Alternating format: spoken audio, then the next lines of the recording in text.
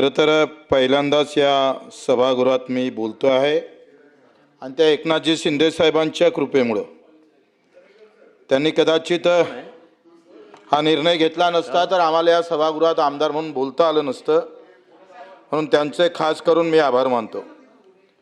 सभापती महोदय, या सभागृहात माझ्या जन्मगावचे बीटी दादा देशमुख ते या सभागृहात कामकाज केलं अतिशय प्रभावी आणि दमदारपणे.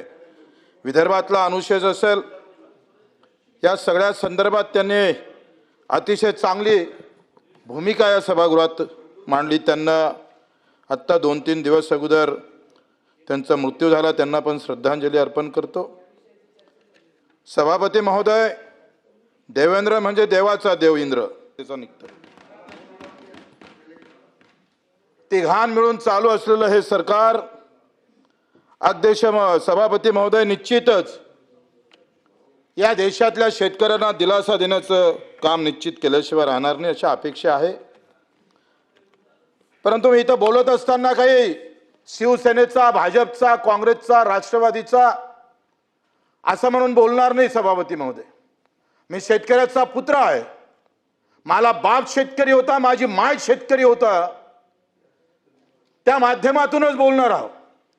चापलुसी हा आमचा धर्म नाही, आमच्या ते डोक्यात नाही, कारण छत्रपती आमच्या डोक्यात आहे.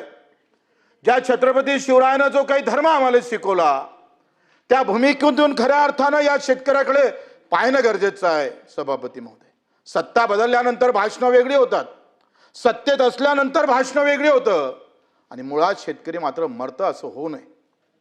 प्रत्येकानं मी शेतकऱ्याचा पुत्र आहे म्हणून कशा पद्धतीनं समोर जाता येईल. अजूनही या देशातला कष्टकरी, कामकरी, वंचित, पिछळा जो काही असेल, प्रचंड मेहनत करत असेल, त्याच्या माथी काय येतं, त्याचं कुटुंब कसं चालतं, हा विचार भविष्यात करावा लागेल. सभापती महोदय, अफजल खान आला, नंतर सिद्दी जोहर आला, सिद्दी जोहर नंतर शाहिस्ता खान आला. 10 वर्षाच्या कारकिर्दीमध्ये हे 2-3 आम्ही पाहतोय मोगलांच्या एका एकूण आदिलशाहीची फौज या स्वराज्यावर होती आणि स्वराज्याची सगळी घडी फिसटली होती. सभापती महोदय, तेव्हाचं एक वाक्य जिजाऊचं तुम्हाला सांगतोय. सत्ताधारी आणि स्वराज्य कसं असलं पाहिजे, कसं चालवलं पाहिजे, सामान्य माणसासाठी त्याची काही जिव्हाळा कसा असला पाहिजे. सभापती महोदय, त्याच्या मा जिजाऊच्या त्या वाक्यातून आपल्याला समजून येईल. हे सगळं नष्ट झालं होतं, स्वराज्य चारैकून विखुरलं होतं, घरं पेटली होती, सगळा संसार उद्ध्वस्त झाला होता. दाय दाना पिकवाले सुद्धा बीज नव्हतं शेतकऱ्याजवळ आणि अशा वेळेस सगळा मुलूक आम्ही पाहतोय स्वराज्याकडे पाहत होता आणि त्यावेळेस खजिना सगळा संपला होता.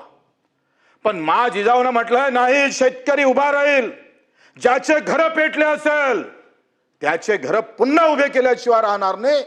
ज्याप्रमाणे आम्ही पाहतोय राजमाता अहिल्यादेवी होळकरांनी आपल्या नवऱ्याच्या वर्षश्राद्धातून गावच्या गाव उभे केले, त्याच ताकदीनं जिजाऊनं काय म्हटलं माहित आहे का, जरी सरकारी स्वराज्याचा खजिना संपला असेल तरी जिजाऊच्या खाजगी खजिन्यातून अख्खा शेतकरी उभा केल्याशिवाय राहणार नाही. त्या राजमाताचा हा महाराष्ट्र आहे, लक्षात घ्या. आम्ही सरकार म्हणून त्या दृष्टीनं पाहता येईल का, आम्ही त्या पद्धतीनं समोर जाता येईल का. मी ज्या विदर्भातून येतोय, ज्या आम्ही पाहतोय, जे अमरावती जिल्हा असेल, नागपूर असेल, संत्र्याची ओळख आहे आमची. संत्रा म्हणजे विदर्भ, अमरावती, नागपूर. आज आमचा शेतकरी ते संत्र्याचे झाडं उपळून फेकताय, कारण आम्ही कांदा पाठवला नाही तिकडे बांगलाला आणि बांगल्यानं तिकडे आम्ही पाहतो आमचा संत्रा घेतला नाही. सदाभाऊ, मी काहीच कोणाच्या विरोधात बोलत नाही, नाहीतर आम्ही अधिक असं म्हणा सत्तेत आहे, सत्तेत असले तर मग बोलता का, बोलायचं नाही. ही कुठला पळवाटपणा आहे. सभापती महोदय, संत्र्याचे झाडं उपळलं जातं, एक पॅकेज नाही.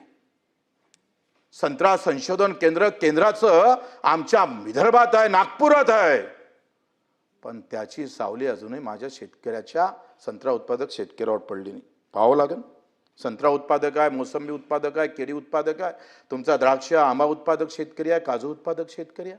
मग MRES कुठं जातं आमचा. ह्या सगळ्या योजना बंद करावं तुमच्या. कडधान्य योजना, तुळधान्य योजना, 35 योजना कृषी विभागाच्या. आणि एका एका तालुक्याला 10-10, 20-20 टार्गेट. मग अधिकाऱ्याचं भलं होतं का त्या शेतकऱ्याचं भलं होतं? सभापती महोदय, माझं म्हणणं आहे सगळ्या योजना बंद करा. हमीभाव भेटला पाहिजे आणि हमीभाव भेटत नसेल तर खर्च कमी करण्याची ताकद सरकारनं ठेवली पाहिजे. सभापती महोदय, आपण पाहतोय काय हमीभावाची स्थिती, किती हमीभाव देतो आम्ही. स्वामीनाथन म्हणत होते, जे कृषी मूल्य आयोगाचे पहिले अध्यक्ष होते, त्यांनी सांगितलं का उत्पादन से ज्यादा उत्पन्न बढ़ना चाहिए. उत्पादन वाढलं पण उत्पन्न वाढत नसेल तर उत्पादनाला काय चाटाचं हो? बंडीनं येणारं उत्पादन ट्रॅक्टरनं आणलं पण उत्पन्न वाढत नसेल तर त्या उत्पन्नाला आम्ही पाहतोय काही अर्थ उरत नाही. तुम्ही शेतकऱ्याचे सभापती महोदय पुत्र आहात आणि म्हणून आम्ही सगळे मिळून हा विचार करावा. कोण विरोधक, दानवे साहेब असेल, अधिक कोणी असेल, हा म्हणून आम्ही यांना पाहू नका. शेतकरी म्हणून सगळ्यांचा, तो जगला तर अख्खं जग जगेल या भूमिकेतून आम्हाला पाहावं लागेल. आणि मग आम्ही पाहतोय की या सगळ्या केळी उत्पादक शेतकरी, संत्रा उत्पादक शेतकरी असेल, जे फळ उत्पादक शेतकरी आहे, आपण एमआरजीएस मध्ये 3 वर्ष दिले त्याला, पण पुढची जर आम्ही 10 वर्ष त्याला जर एमआरजीएस मधून कव्हर केलं तो पर्यावरण राखतं. आज वाढलेली उष्णता कमी करायची असेल तर फळ उत्पादक शेतकऱ्याला आम्हाला एमआरजीएस मध्ये पुन्हा जोडलं पाहिजे.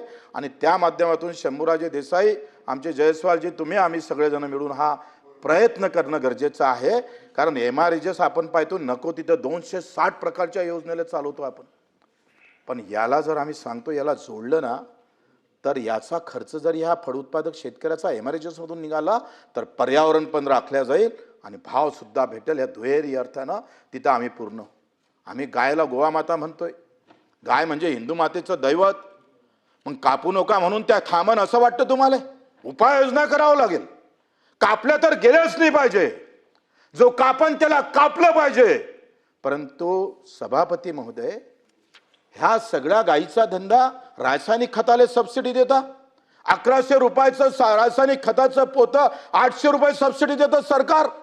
कंपनीतून खत आलं त्याला सबसिडी देण्याचा विचार, आणि माझ्या शेतकऱ्यानं शेणखत काढलं त्याला 1 रुपया देत नाही आपण.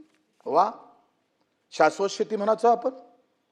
आपण असं म्हणायचं का शेती आता जोरदार झाली पाहिजे, विषमुक्त शेती झाली पाहिजे, रासायनिक खतानं होणार आहे? का देत नाही आपण शेतखतासाठी पैसे? का त्याला सबसिडी देत नाही?